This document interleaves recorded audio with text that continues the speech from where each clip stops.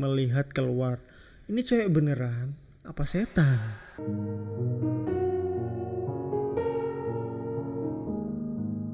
Akhirnya hari Sabtu, Angga ini dan kakaknya kan libur kerja. Jadi mereka memutuskan untuk mengecek lokasi kos tersebut. Karena kos keenamnya Angga ini itu ada di area yang padat penduduk dan juga banyak warung kopi yang buka 24 jam. Jadi kakaknya sih tenang-tenang aja ya, ninggalin Angga kos di situ. Sesampainya Angga di kos, Angga ini melihat-lihat dan akhirnya Angga cocok dan akhirnya Angga membayar kos tersebut. Pada malam itu juga Angga pindah ke kos tersebut. Angga ini dapat kamar di lantai 4 nomor 12. Di kos tersebut gak ada yang namanya lift, jadi masih tangga. Jadi ya sambil olahraga Angga ini, ya pokoknya Angga tiap hari olahraga lah. Sebelum Angga ini membuka kopernya, kakaknya yang mengantar sampai kamar ini menyuruh Angga untuk berdoa dulu lah bersama. Ya agar selamat, gak kejadian kayak kos pertama sampai kos kelimanya Angga. Setelah kakaknya ini pamit pulang, Angga pun mencoba untuk kenalan dengan penghuni kos yang lainnya. Oh ya, kos ke-6 Angga ini adalah kos campuran, jadi kos cowok cewek, dimana lantai 1 sampai 3 ini untuk kos cewek, sedangkan lantai 4 dan lantai 5 ini untuk kos cowok. Esok harinya adalah hari Minggu. Angga iseng jogging di area sekitar. Terus dia melihat rumah yang lokasinya sebelahan samping balkonnya. Ternyata rumah itu juga kos-kosan cowok cewek. Tapi hari itu lagi banyak orang banget. Padahal dia ingat banget kalau bulan itu sudah masuk bulan PSBB pertama kali di Indonesia. Dia bingung dong, PSBB kok malah gerombolan? Masa gak ada yang negor? Terus dia lihat salah satu warung nasi buka, sekalian aja dibeli sarapan di sana. Pas dia makan, ibu penjual nasi ini cerita sama temennya. Kasian banget ya anak cewek tunggal satu-satunya bunuh diri di kamar kosnya. Apa jadinya nanti kosan itu? Seketika Angga langsung tersedak. Barulah dia berani bertanya dan ibu menjelaskan kalau ada orang bunuh diri di kos itu. Karena Angga orang baru di situ, akhirnya ibu ini tanya-tanya mulai dari Angga ini orang mana, kok masih keluyuran, dan katanya juga mulai Senin besok dia gak jualan. Angga pun selesai makan dan segera membayar makanannya, terus langsung kembali ke kos. Dia melewati lagi tempat kos yang ada anak bunuh dirinya. Terlihat rumah itu 5 lantai dan sudah mulai sepi, hanya beberapa polisi dan warga sekitar. Mungkin saja juga sudah dibubarkan polisi karena PSBB. Nah, singkat cerita, malam pun tiba. Angga ini pada waktu selesai mandi, dia mendengar ada cewek nangis, bukan dari arah balkon, tapi dari arah tangga lorong. Angga pun trauma dong dengan kasus-kasus kayak gini. Ya bayangin lah 5 kali kosan isinya setan semua, masa kos ke-6 bakal ketemu setan lagi? Ya Angga ya trauma. Akhirnya Angga ya mencoba memberanikan diri melihat keluar. Ini cewek beneran apa setan? Dia pun kaget melihat sosok perempuan dengan baju piyama putih. Akhirnya Angga ini mencoba memastikan apakah itu manusia apa enggak. Ternyata Angga ini percaya kalau wanita itu manusia, padahal mah enggak. Kenapa kok Angga ini bisa percaya?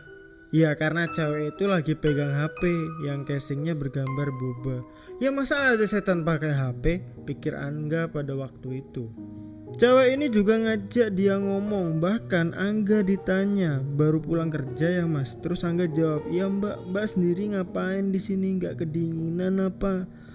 Mbak ini ngejawab, enggak mas, belum ngantuk.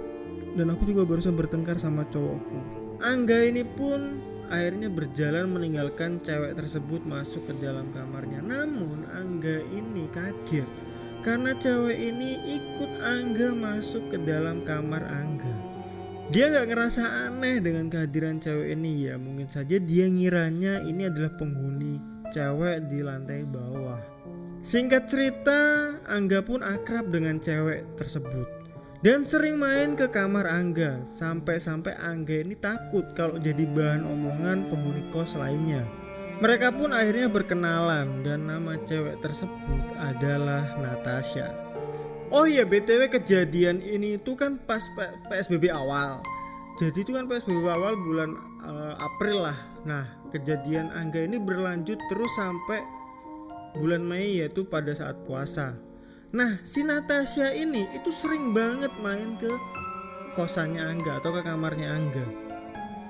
Sampai-sampai mereka sering buka puasa bareng di kamar Angga.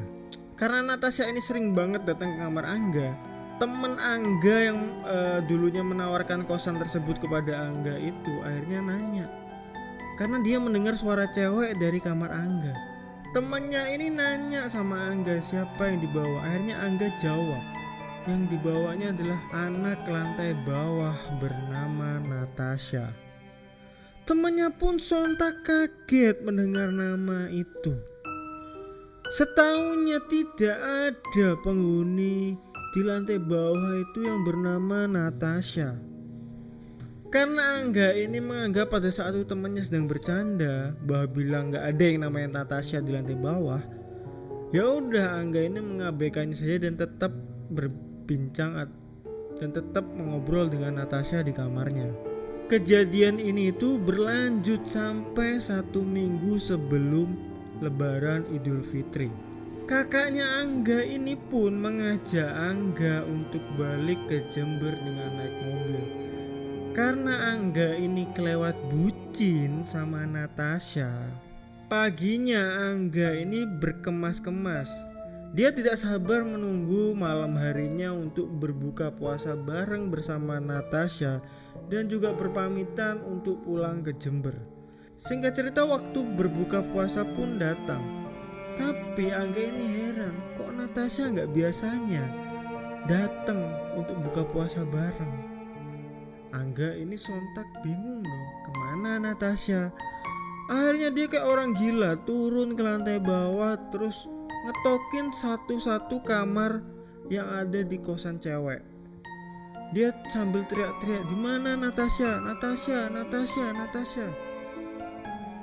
Kaget, semua penghuni kos tuh datang turun untuk mengecek siapa yang bikin kegaduhan ini. Akhirnya teman Angga tersebut pun menyamperin Angga.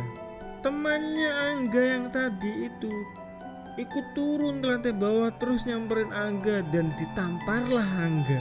Hei sadar, hei sadar. Setelah tenang, Angga ini ditanya, kamu cari siapa? Angga cuma jawab, Natasha. Temennya lagi-lagi bilang sama Angga bahwa gak ada yang namanya Natasha di kos tersebut. Angga bilang ini Natasha ada di kamar nomor 7 di lantai 3. Dan gak ada, ternyata kamar nomor 7 lantai 3 itu gak ada. Akhirnya salah satu penghuni kos cewek itu datang menghampiri Angga. Dia bilang, kalau kamu ingin mencari kamar kos nomor 7 lantai 3, datang aja ke kos seberang. Di sana ada kamar nomor 7 di lantai 3. Akhirnya Angga dan temennya ini datang ke kos seberang dari kos Angga tersebut. Di sana ada satpam.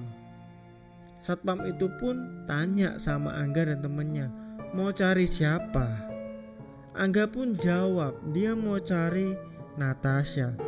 Sontak satpam itu langsung lemes, langsung terduduk diam. Bapak satpam ini pun tanya sama Angga, kamu siapanya Natasha?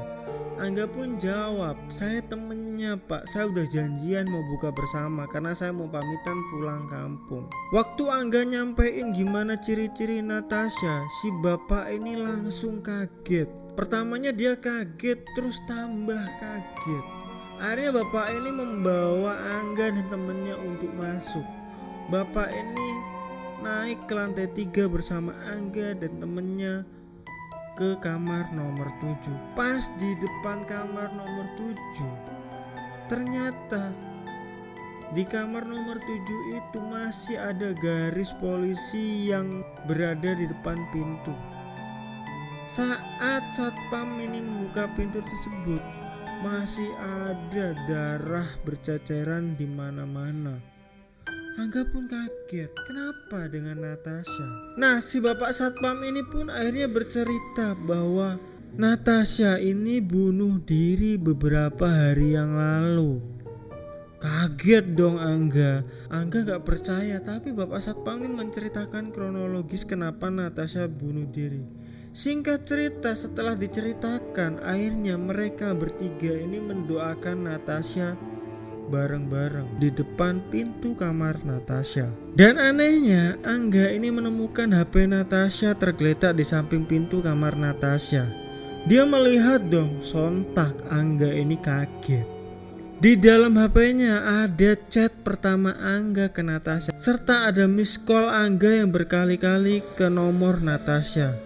Kok bisa hantu main WA? Akhirnya Angga dan temennya ini balik ke kosannya. Di sana Angga dan temennya ini disambut sama temennya. Ya bukan nyambut seneng sih, tapi teman-teman penghuni kos lainnya ini mencoba menenangkan Angga. Bahkan ibu kosnya ini sempat bawa minuman dan camilan sampai mereka menunggu sahur di kos tersebut. Singkat cerita, pagi pun tiba. Angga ini dijemput sama kakaknya. Kakaknya Angga kaget dong, kok rame banget di kosan Angga. Akhirnya teman Angga ini cerita sama kakaknya.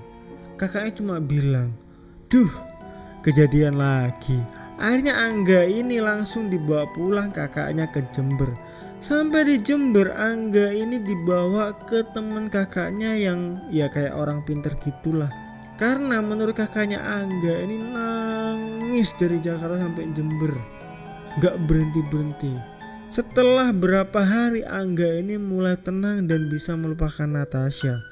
Nah, itulah kisah Angga yang 6 kali berganti kosan dan isinya selalu ketemu dengan setan. Akhirnya setelah kos 6 ini, Angga memutuskan untuk tinggal saja di rumah kakaknya. Dia masa bodoh dengan suara-suara aneh dari kakaknya dan istrinya. Kalau kalian ada cerita kayak gini lainnya, kalian bisa komen di kolom komentar yang ada di bawah.